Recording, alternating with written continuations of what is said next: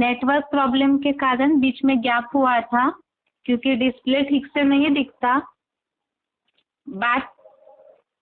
आज के क्लास में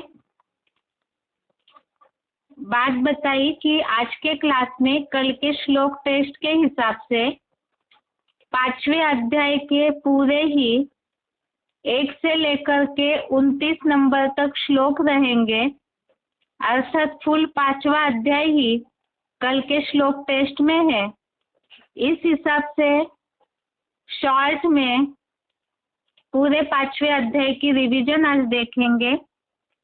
डिस्प्ले पे इसके साथ ही रेफरेंस श्लोक दिए हुए हैं, लेकिन उसका नंबर नहीं बताया जाएगा। जिनके पास बड़ा फोन है, स्मार्टफोन जिनके पास है, वो लोग डिस्प्ले में रेफरेंस नंबर के साथ श्लोक देख सकते हैं।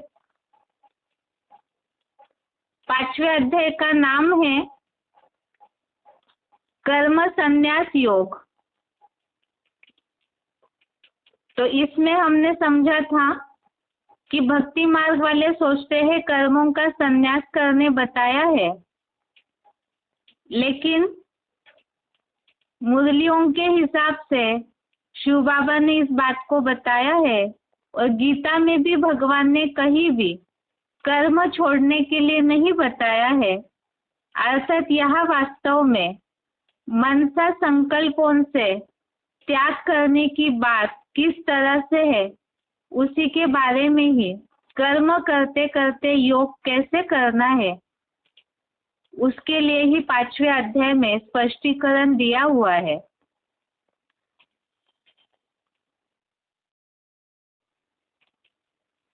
सबसे पहले है 5वें अध्याय में सांख्य योग और कर्म योग के बारे में, जो कि अर्जुन का पहला प्रश्न है। चौथे अध्याय में जहां ज्ञान कटारी से संशय को काट कर योग में जुटने की बात, योग में जुड़ने की बात भगवान ने अर्जुन को बताई, तो अर्जुन का प्रश्न है कर्म योग और संपूर्ण त्याग रूप संन्यास में क्या श्रेष्ठ है। इस पर भगवान ने दूसरे श्लोक में उत्तर दिया है अर्जुन को समझाते हुए, समुचित कर्म त्याग और कर्म के साथ योग दोनों परम कल्याणकारी है, किंतु कर्म करते करते याद गृहस्थियों के लिए विशेष अच्छी है। आगे तीसरे श्लोक में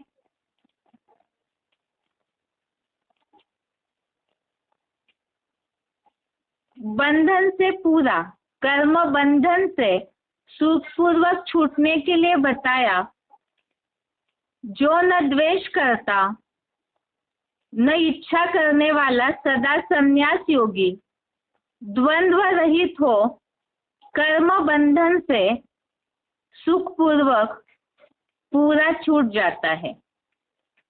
तो यहाँ संन्यास योगी कौन है उसके बारे में बताया, न द्वेष न इच्छा करने वाला और कर्म बंधन से छूटने वाला द्वंद्व रहित। चौथे श्लोक में सांख्य योग और कर्म योग के बारे में बताया है। सांख्य और कर्म योग को बाल बुद्धि अलग कहते हैं, विद्वान नहीं, और दोनों में से भी अर्थात सांख्य योग या कर्म योग दोनों में से एक में भी स्थित हुआ दोनों का फल पाता है। इसमें सांख्य की परिभाषा है, सांख्य अर्थात व्याख्या सहित केवल ज्ञान। तो सांख्य योग अर्थात व्याख्या सहित केवल ज्ञान, और इसमें जो सांख्य शास्त्र के प्रणेता है कपिल मुनि, उसका भी उल्लेख दिया हुआ है। आगे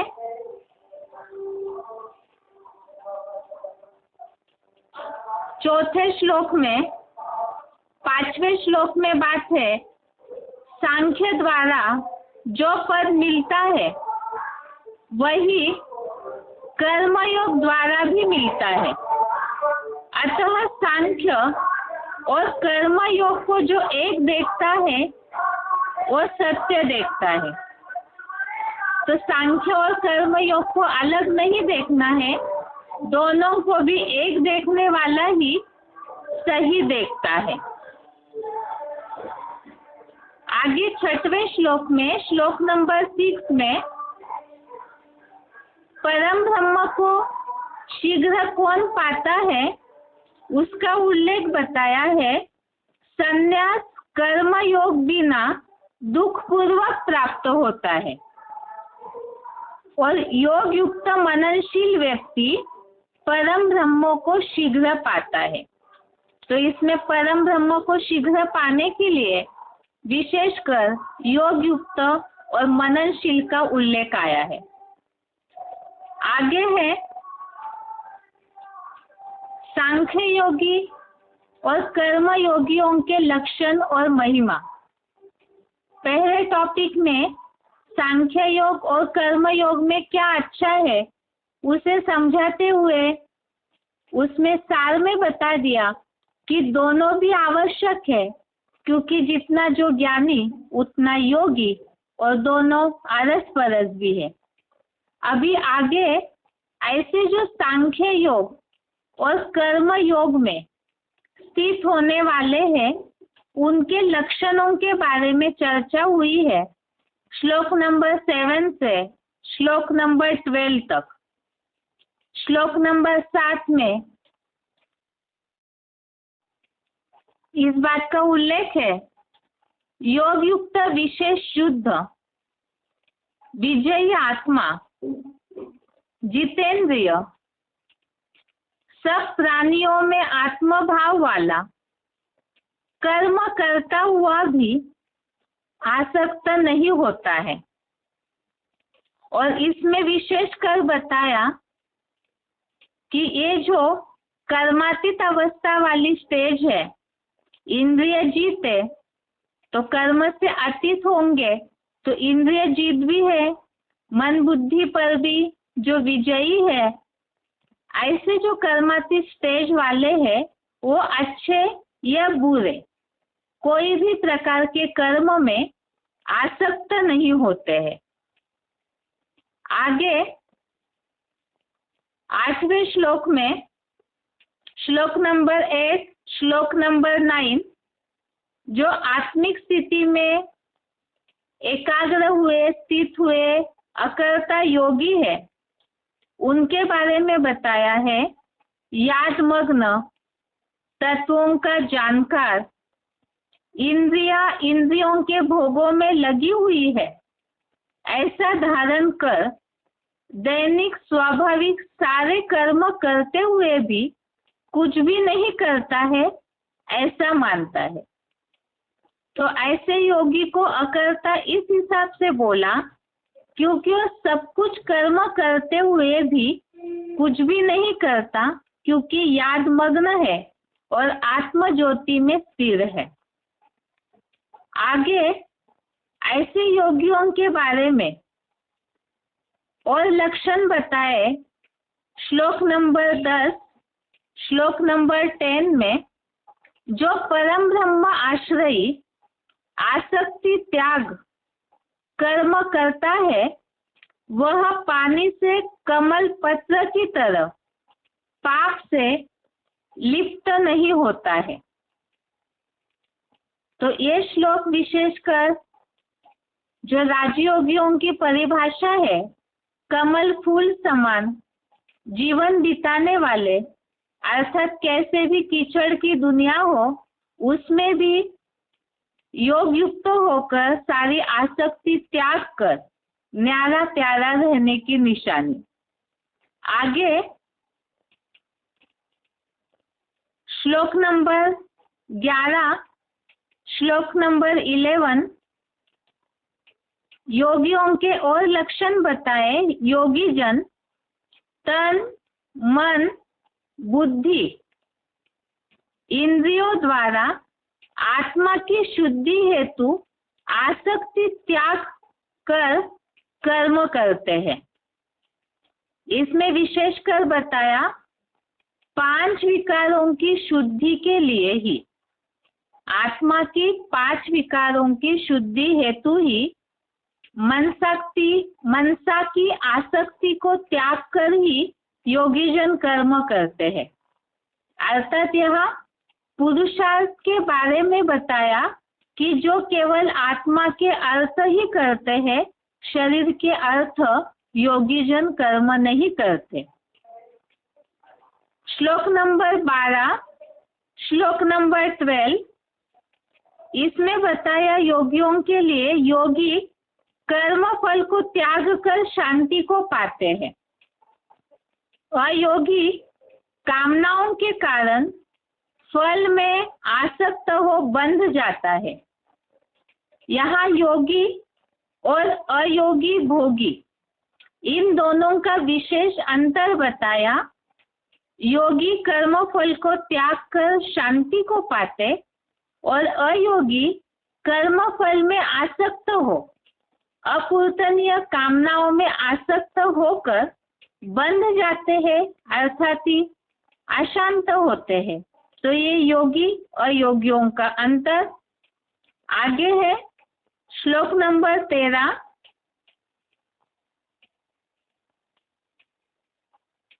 यहाँ ज्ञान योग के विषय में और श्लोकों में विश्लेषण किया हुआ है।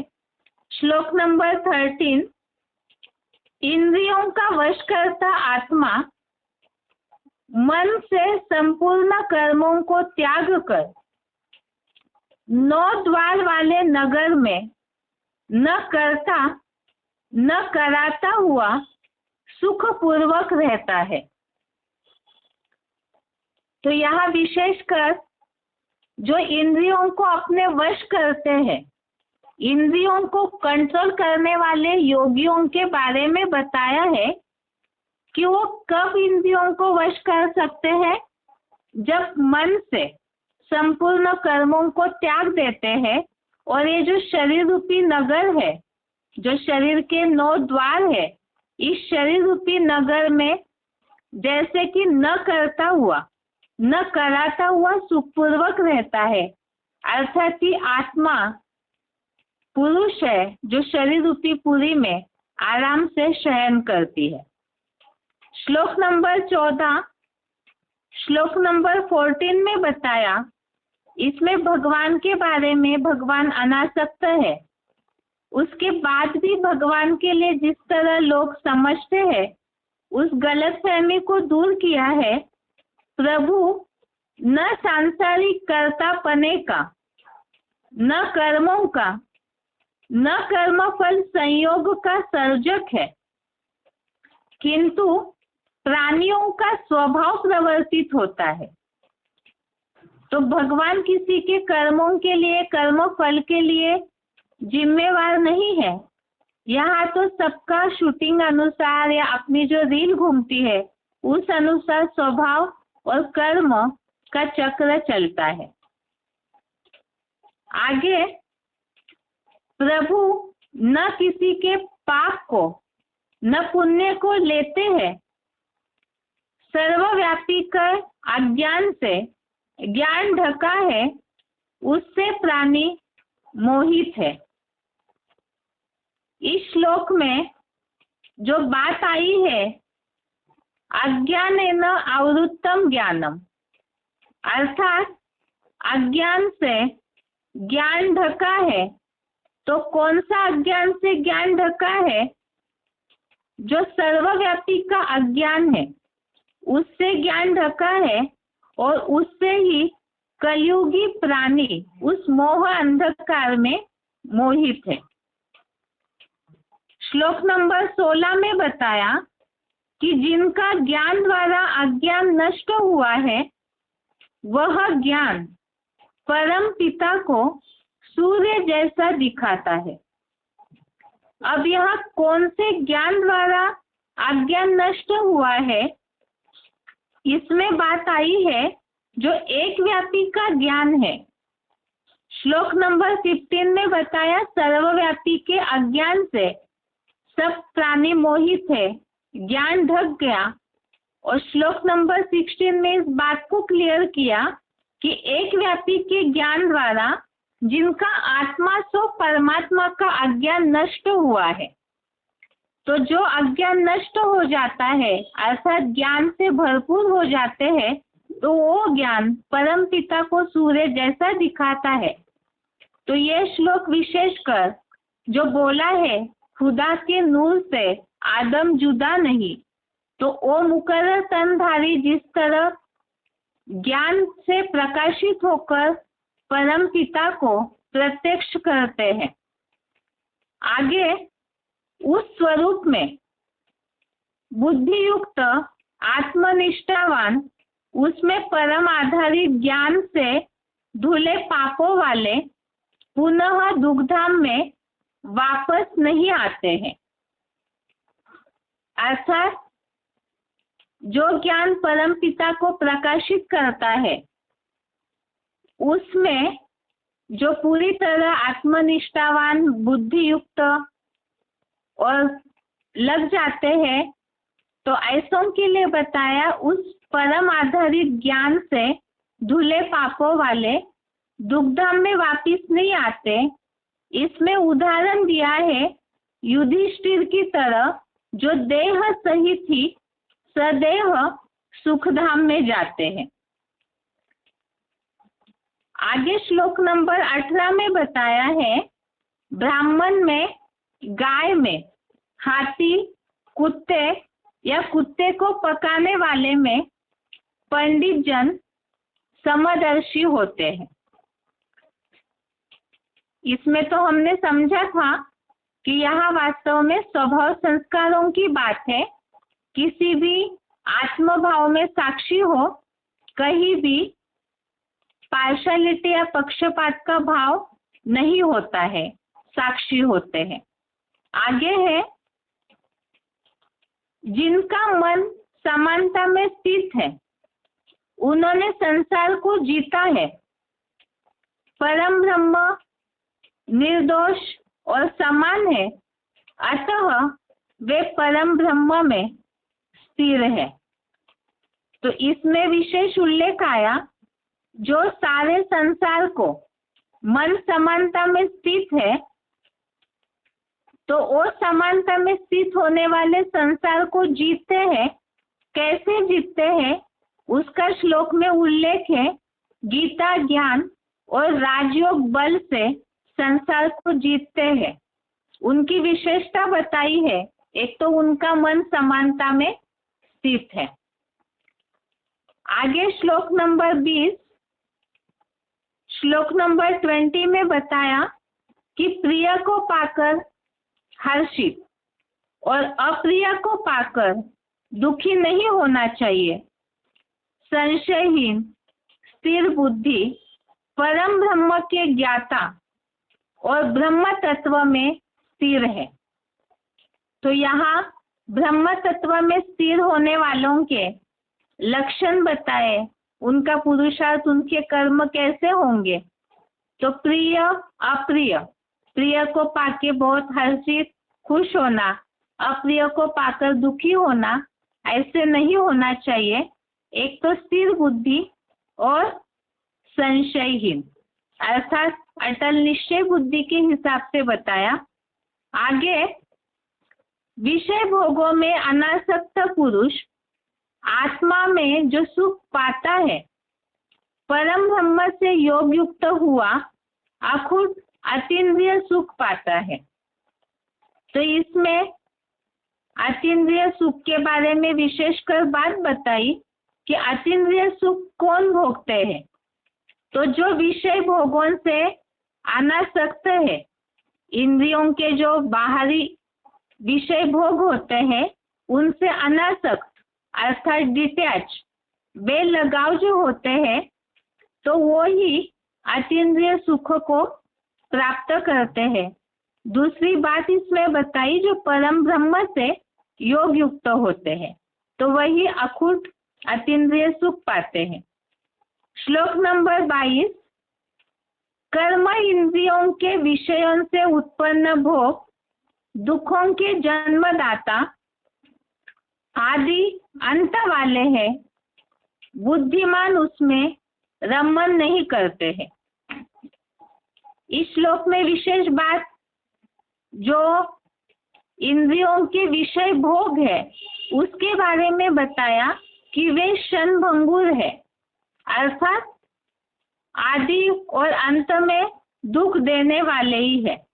और इसमें बुद्धिमानों के लक्षण भी बताए कि बुद्धिमान लोग ऐसे दुखदायी इंद्रियों के जो भोग है उसमें रमन नहीं करते हैं। आगे श्लोक नंबर 23, जो शरीर छूटने के पहले, कलयुगी दुनिया में सब जानते हैं शरीर नाशवान है, तो ये शरीर छूटने से पहले काम क्रोध आदि विकारों से उत्पन्न आवेग को सहने में समर्थ है, वह मनुष्य योगी और सुखी है। इसमें विशेषकर मनुष्य जीवन के लक्ष्य की बात आई कि इसी जीवन में सुखी कौन हो सकते हैं, तो जिनके लिए बताया जो विकारों के आवेग को सहने में कंट्रोल करने में समर्थ है, वही मनुष्य सुखी होते हैं। और जो नहीं कंट्रोल करते हैं ऐसे मनुष्य इस संसार में भोगी और दुखी कहेंगे। श्लोक नंबर 24, जो अंदरूनी सुख में अंतर में आनंदित है और आत्म बिंदु में स्थिर ब्रह्मलोक में स्थित हुआ योगी परम ब्रह्म का निर्वाण पद पाता है। यहाँ निर्वाण पद पाने वालों के लक्षण बताए, पुरुषार्थ बताया। एक तो जो यहाँ ही परम ब्रह्म में स्थित है, अंदर में सुख में और आनंदित है और आत्म ज्योति बिंदु में स्थिर है, तो यहाँ ही वाणी रहित अंतर्मोनी निर्वाण पद पाते हैं। और दूसरी बात, परम धाम को इसी सृष्टि पर उतारते हैं, तो जो नंबरवार ऐसी स्थिति बनाएंगे वो आत्माएं नंबरवार परम धाम में भी वैसी स्टेज की अनुभूति करेंगे। आगे है श्लोक नंबर 25, पाप नाशक द्विधा रहित मन बुद्धि वश करता सर्व प्राणी मात्र के कल्याण में लगे ऋषि परम ब्रह्म का निर्वाण पद पाते हैं।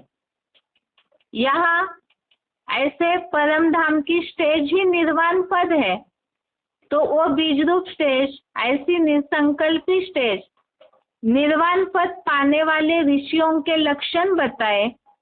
पाप नाशक, द्विधा रहित, मन बुद्धि के वश करता और सर्व प्राणी मात्र के कल्याण में लगे। श्लोक नंबर 26, काम क्रोध रहित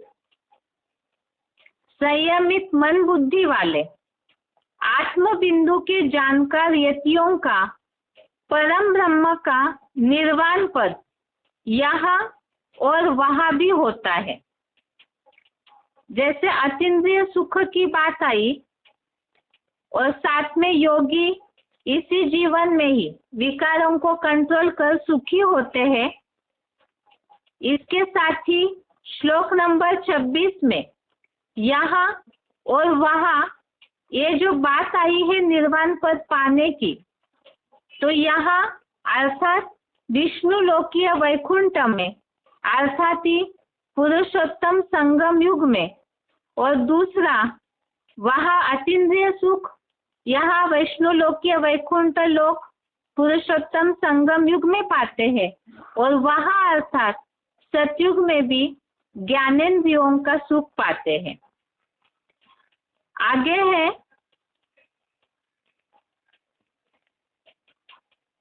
आत्म बिंदु नेत्र को भ्रुकुटी में एकाग्र कर प्राण अपान वायु अर्थात ही प्राण वायु शुद्ध संकल्प, अपान वायु अशुद्ध संकल्पों को समानता में कर।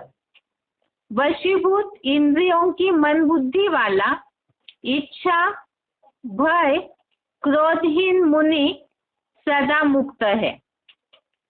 तो इसमें विशेषकर बात आई है कि जो सदा मुक्त मुनि है उनके बारे में कि किस तरह से वो मुक्त होते हैं।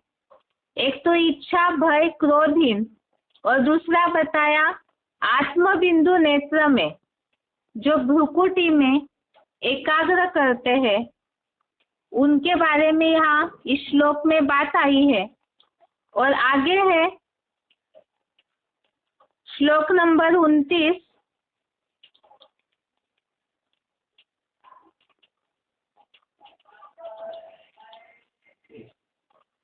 यज्ञ तपस्या के भोक्ता सब प्राणियों में मित्र रूप त्रिलोकीनाथ को जानकर शांति को पाता है।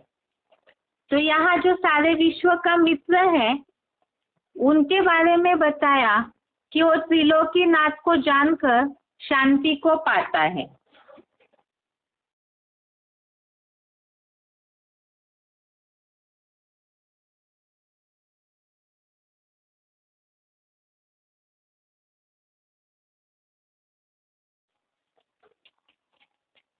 इस तरह से ये 5वें अध्याय का सार है। इसमें संक्षेप में एक तो सांख्य योग और कर्म योग के बारे में उल्लेख आया है कि वो दोनों में से एक में भी स्थिर हुआ, विष्णु जैसा लक्ष्मी नारायण जैसा पद पाता है। दूसरी बात 5वें अध्याय में अतीन्द्रिय सुख के बारे में उल्लेख है। जो योगी पुरुषार्थ में लगे रहते हैं उनके बारे में उल्लेख है। कर्मातीत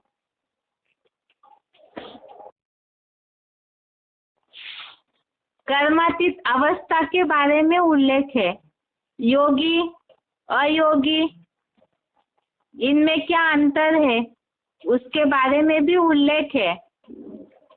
ये सारी बातों की जानकारी इस हिसाब से ताकि किसी को भी हम बाहर वालों को ज्ञान समझाते हैं तो उन्हें इन बातों का रेफरेंस दे सके। आगे है बेसिक कोर्स। बेसिक कोर्स में रिवीजन है। बात चल रही थी बेसिक कोर्स में इस हफ्ते,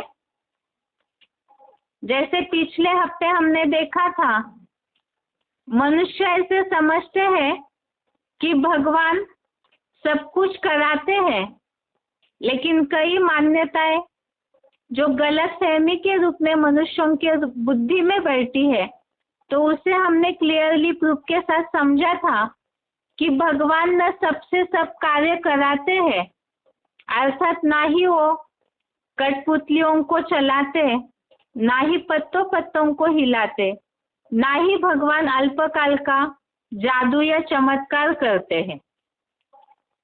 और इसके साथ ही ये भी बात देखी थी कि न भगवान सबका भाग्य लिखते हैं, ना ही भगवान किसी को सुख देते हैं, ना ही किसी को दुख देते हैं। तो ये मनुष्यों के मन में जो गलत फहमियां है तो उसे प्रूफ के साथ समझा। अब बात आती है कि भगवान जब ये सारे कार्य करते नहीं जो कि इस सृष्टि की आवश्यकता है, तो फिर आखिर भगवान करते क्या है जो कि भगवान को दिव्य कर्म करने वाला बताया जाता है। तो उनके दिव्य कर्तव्य आखिर क्या है? भगवान के दिव्य कर्तव्यों के बारे में शास्त्रों में भी ये मान्यता है कि भगवान का कर्तव्य है रचना, अर्थात स्थापना, पालना और विनाश।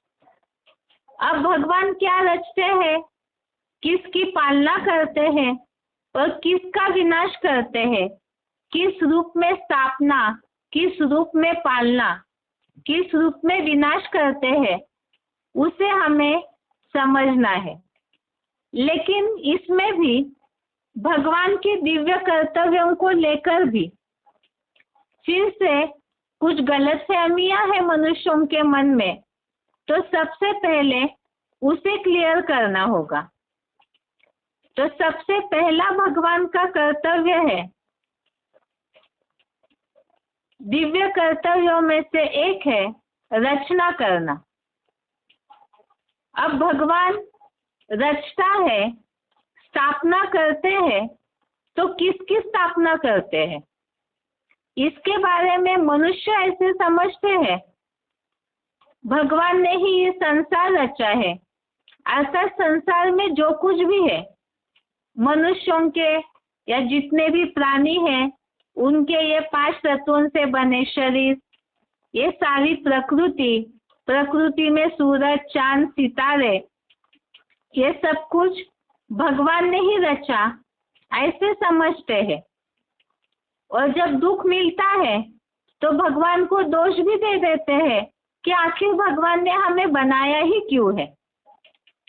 तो सबसे पहली बात, इस गलतफहमी को दूर करना जरूरी है कि क्या भगवान इन भौतिक चीजों को बैठकर रचते हैं, ये मनुष्यों के, प्राणियों के शरीर, ये सबको भगवान रचते हैं। तो उसे स्पष्ट करने के लिए ही पहली बात, जितने भी प्राणी मात्र है या मनुष्यों के शरीर है, उसको जन्म देने वाले तो उनके माता पिता होते हैं। माता पिता के द्वारा बच्चों की पैदाइश होती है। ऐसे ही सब प्राणियों का भी है, उनके माता पिता उन्हें पैदा करते हैं। तो इसमें भगवान का कैसे कनेक्शन होगा? बच्चों को माता पिता जन्म देते हैं, तो इसीलिए माता पिता बच्चों के रचयिता, जन्मदाता कहे जाते हैं। अब माता पिता ने पैदा किया, तो भगवान का इसमें क्या कनेक्शन? क्या भगवान स्थूल शरीरों को जन्म देते हैं? भगवान के लिए लोग समझते हैं, जब दुख होता है तो कहते हैं हे प्रभु हमें जन्म मरण से छुड़ाइए। भगवान को ही पुकारते हैं जन्म मरण के दुख से छुड़ाने के लिए। तो क्या भगवान स्थूल शरीरों को जन्म देते हैं? इसके बारे में देखते हैं हम गीता में क्या बात आई है। 13वें अध्याय के 8वें श्लोक में, अध्याय 13 के श्लोक नंबर 8 में बात आई है, इंद्रियार्थेषु वैराग्यम अनअहंकारम एव च जन्म मृत्यु जरा व्याधि दुख दोषानुदर्शनम। अब जन्म, जरा अर्थात बूढ़ापा, व्याधि और मृत्यु, ये सारे दुख है। जन्म के समय भी बच्चा पैदा होते समय रोते रोते पैदा होता है। मृत्यु के समय भी घाबड़े आते हैं। घबरा करके ही जिस शरीर से आसक्ति है मनुष्य उसे छोड़ता है। इसी तरह से बूढ़ापा ये भी दुखदाई है, और बीमारियां ये भी दुखदाई होती है। तो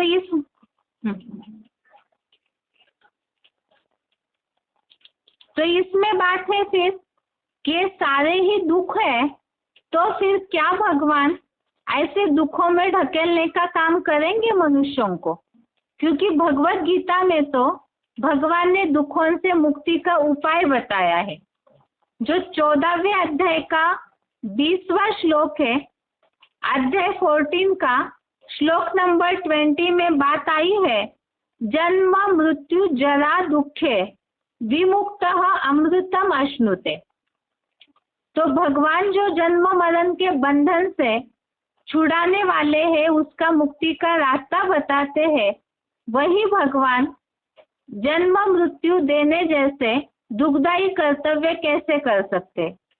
क्योंकि भगवान का कर्तव्य तो ऊंचा, सुखदायी, महिमा योग्य है, तभी तो दुखों के समय लोग भगवान को ही पुकारते हैं।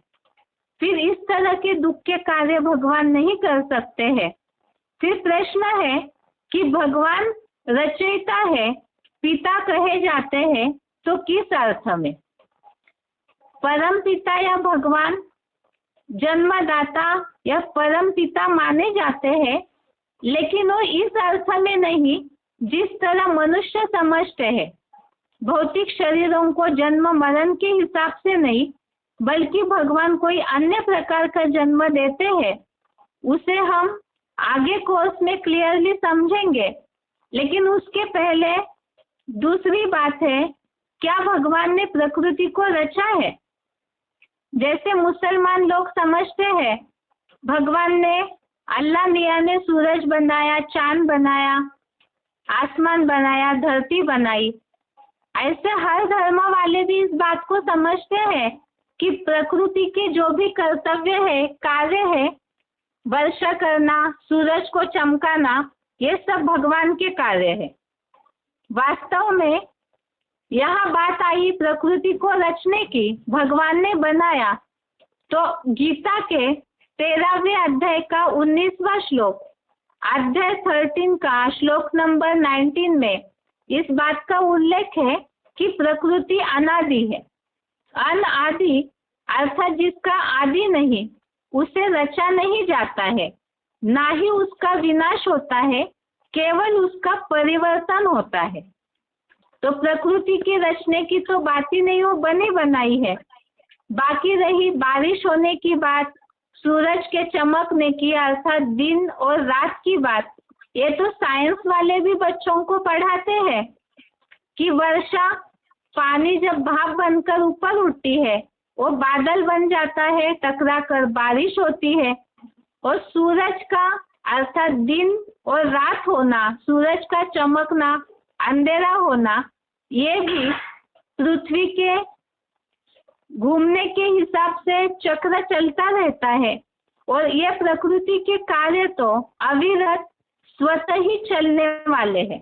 तो इसमें भगवान का क्या संबंध है? दूसरी बात, प्रकृति में जितने भी शक्तियां है, देन है, तो वो भी समझते हैं कि वो भगवान के ही कार्य है।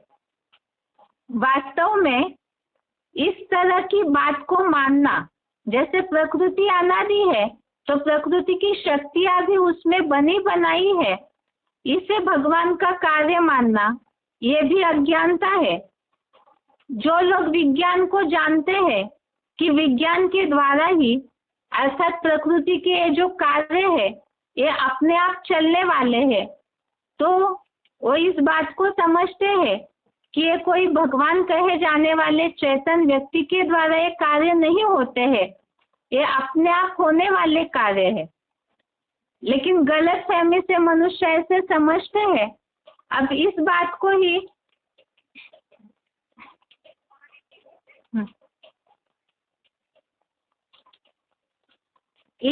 को ही यह समझना है कि जब ये प्रकृति की शक्तियां अपने में बनी बनाई है, ये भगवान का कार्य नहीं, तो भगवान फिर सृष्टि के रचयिता है तो किस अर्थ में? जब प्रकृति भगवान नहीं बना रहे हैं तो रचयिता है, लेकिन उसका कोई और रहस्य है, उसे समझना है। लेकिन उसके पहले भगवान का दूसरा कर्तव्य है पालना करना। अब पालना करने के बारे में भगवान को कहा जाता है कि वो पालनहार है। अब किसकी पालना करते हैं?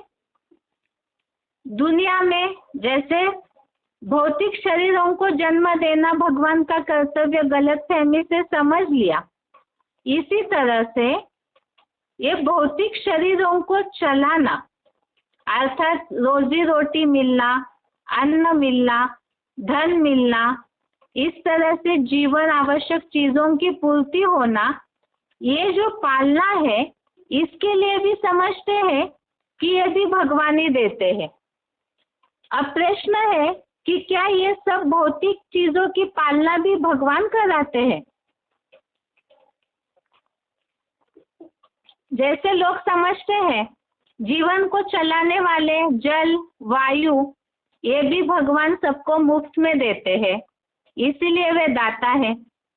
अब इस बात को समझने के लिए पहली बात, जो भी मनुष्यों का जीवन चलता है भोजन धन से, रोजी मिलती है, वो तो परिवार को चलाने के लिए व्यक्ति मेहनत करता है और जितनी मेहनत कर कमाता है उससे अपने बच्चों को अपना पेट पालता है, अपना जीवन चलाता है। तो फिर अगर वो व्यक्ति मेहनत ही न करे तो क्या उसका जीवन चलेगा? नहीं चलेगा। और जब जीवन नहीं चलेगा, उसने मेहनत नहीं की तो उसका जीवन नहीं चला। तो इसमें भगवान का कर्तव्य, भगवान पालना करते हैं, ये कनेक्शन कैसे जोड़ सकते हैं? इसमें भी और एक बात का प्रश्न आता है कि कई ऐसे लोग हैं दुनिया में, विश्व के पूरे स्तर को अगर देखा जाए, कई देश है, कई ऐसे राज्य है, कई ऐसे लोग हैं करोड़ों दुनिया में जिन्हें खाने के लिए अन्न भी नहीं मिलता है, कपड़ा नहीं मिलता है। मनुष्यों के जीवन की मूलभूत आवश्यकता है रोटी, कपड़ा, मकान, इसके लिए कई लोग तड़पते हैं। तो फिर इस तरह की असमानता, ये भगवान का कर्तव्य कैसे हो सकता है? कईयों को मिल रहा है और कई लोग गरीबी के कारण मरते हैं, तो क्या ऐसी असमानता वाली पालना भगवान की पालना कह सकते हैं? दूसरी बात, ऐसे जो लोगों के भाग्य में गरीबी है, खाने के लिए तरस रहे, मकान के लिए, छत के लिए तरस रहे, तो क्या ये गरीबी इसे भगवान की देन कहा जा सकता है? या भगवान की ऐसी असमानता वाली पालना भगवान का दिव्य कर्तव्य हो सकता है? इसके बारे में हमने पहले भी समझा है कि गरीबी या तो इस तरह का जो जीवन है मनुष्यों का, ये वास्तव में सभी के अपने अपने कर्मों के आधार पर निहित है। सबका भाग्य और दुर्भाग्य ये मनुष्यों के कर्मों का फल है, इसमें भगवान का हाथ नहीं है। इसीलिए ही दुनिया में कहा भी जाता है, नहीं दरिद्र सम पातक पुंजा, अर्थात पाप कर्मों का कारण ही गरीबी है। अब पापों का पुंज इकट्ठा हुआ तो गरीबी आई, तो इसमें भगवान का दोष कैसे कह सकते हैं? तो पालना का अर्थ मनुष्य जिस रीति लेते हैं, भौतिक शरीरों की पालना या ये जीवन चलाना, उस हिसाब से भगवान का कर्तव्य समझना मनुष्यों की गलतफहमी है। दूसरी बात, जल, वायु आदि द्वारा पालना होना, तो इसमें भी बात है, ये तो हमने समझा प्रकृति अनादि है, प्रकृति के 5 तत्व अनादि है, तो उसे भगवान के देने की तो बात ही नहीं।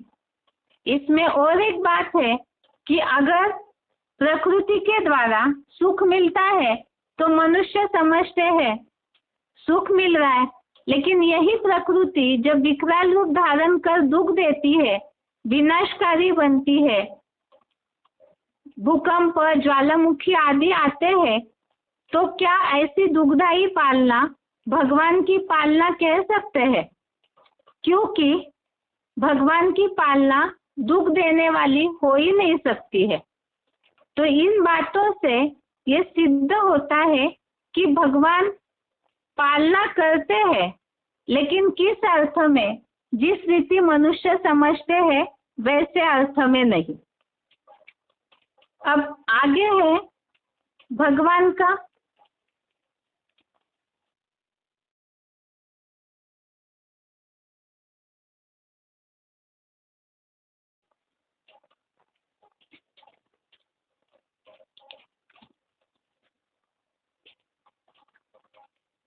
तो इस तरह से भगवान के 2 कर्तव्यों के बारे में हमने समझा कि भगवान स्थापना और पालना करते हैं, लेकिन मनुष्यों ने उस बात को गलत रीति से लिया है। तो इसे तो आगे के कोर्स में क्लियर समझेंगे कि भगवान कोई भौतिक शरीरों की स्थापना या पालना नहीं करते हैं, जो उसका आध्यात्मिक रहस्य है। किस तरह से विश्व को स्थापना या पालना का कर्तव्य करते हैं, उसे हम आगे हफ्ते के क्लास में समझेंगे। आज के लिए बेसिक कोर्स की रिवीजन यहाँ तक ही, और इसके साथ ही गीता क्लास पूरा होता है। ओम शांति।